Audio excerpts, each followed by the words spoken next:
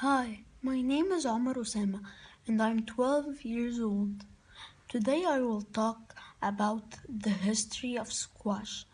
Squash was invented in Harrow School around 1830 when the students discovered that a punctured racket ball which squashed on impact with the wall produced a game with a greater variety of shots and required much more effort on the part of the players who could not simply wait for the ball to bounce back to them as with rackets.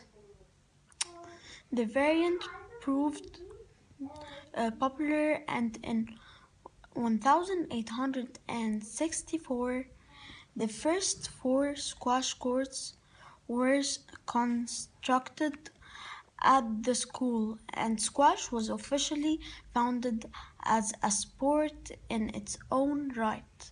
Squash is uh, a racket sport played by two players or four players in a four-walled court with a small hollow rubber ball.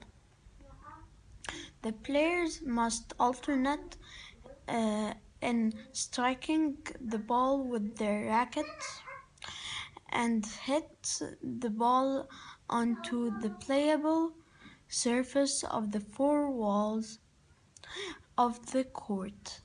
The objective of the game is for players to take turns in hitting the ball against the front wall, above the tin and below the outline. A ball that lands on the outline or the line along the top of the tin is considered to be an out.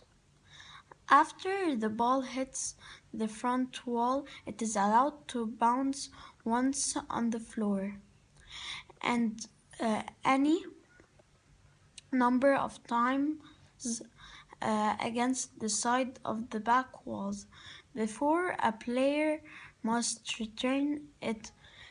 The players may move anywhere around the court, but accidental or deliberate obstruction of the other player's movements is forbidden. Players typically return to the center of the court after making a shot. Each game is played to 11 points. The player who scores 11 points first wins the game, except if the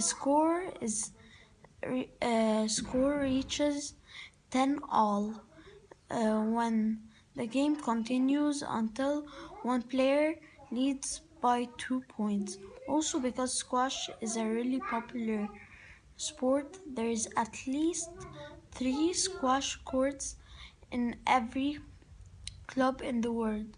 And even when they built Titanic, they made a squash court for the first class.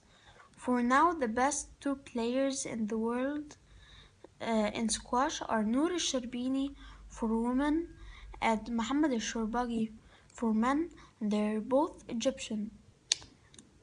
And that's all about squash.